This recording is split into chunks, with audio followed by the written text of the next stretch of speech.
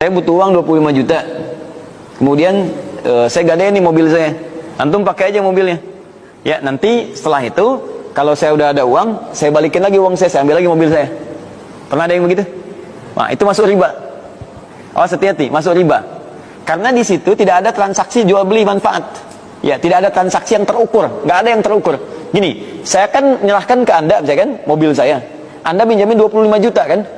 Baik, sampai kemudian saya punya uang lagi, saya balikin. Baik, itu status uang itu sebagai apa? Jaminan. Jaminannya tukarnya apa timbal baliknya? Nggak, tukar timbal baliknya apa? Kalau jual beli kan mesti ada timbal balik.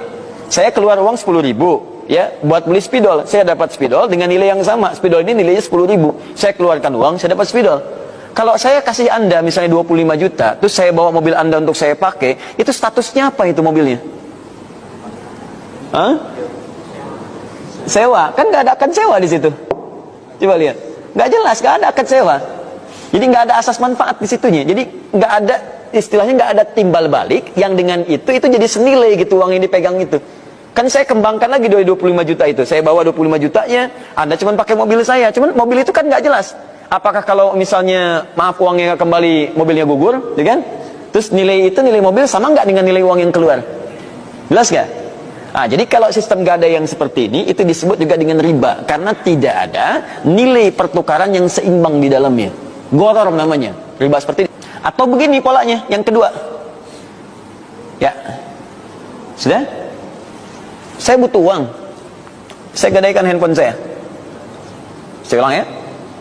Handphonenya misalnya S9 yang Note. Ya, harganya berapa misal? Misal 12 juta gitu kan. Nah, saya butuh uangnya, taruhlah pengen senilai dengan itu. Digadaikan nih. Ya, kalau saya nggak bisa bayar sekian, maka itu ditransaksikan sebagai jual beli. Ya, tapi yang jadi persoalan kemudian diambil misalnya oleh tempat gadai itu, ya silahkan kami bawa, tapi uang yang keluar hanya 8 juta. Ya, uang yang keluar hanya 8 juta dan belum ada transaksi jual beli di situ. Yang ada itu adalah sesuatu yang dipaksakan. Saya butuh uang, saking butuhnya, cuma dinilai cuma 8 juta. Barangnya 12 juta. Tidak senilai antara barang dengan uang. Itu pun masuk riba di dalamnya. Jelas ya? Karena memaksakan sesuatu yang tidak senilai, diambil kemudian batas nilai itu untuk memberikan beban kepada orang lain. Sebetulnya uang itu harusnya diterima 12 juta misalnya. Karena harganya 12 juta. Cuma kemudian secara terpaksa, nih akannya akan terpaksa. Secara terpaksa dia mesti menerima itu karena nggak ada uang yang saat itu dia pegang, dia butuh sekali. Maka yang diberikan cuma 8 juta. Maka dia titipkan itu sebagai nilai gadai. Jadi bukan jual beli. Ya, jadi kalau saya misalnya nggak bisa penuhi 8 juta ini, handphone milik yang gadaikan. Paham? Ya, saya dengan antum, saya butuh uang nih, saya cuma punya handphone. Handphone nilai 12 juta.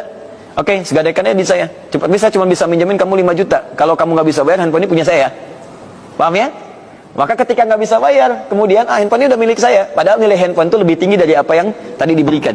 Maka kalimat seperti itu menunjukkan kepada aspek riba. Makanya nanti di pegadaian ada sistem syariah. Nanti kita lihat. Belum selesai, nanti ada sistem syariahnya. Itu ditransaksikan, dinilai objeknya berapa. Setelah itu akadnya nanti ada, batasnya kapan. Nanti ada transaksi dari situ yang masuk pada aspek jual belinya. Ya, tidak semuanya nanti haram. Yang penting, lihat rumus cepat awalnya tadi. Rumus awalnya, ketika sesuatu masuk riba, maka kalau ingin itu tetap berlangsung, keluar dari ribanya, masuk kepada transaksi apa? Jual beli. Paham ya?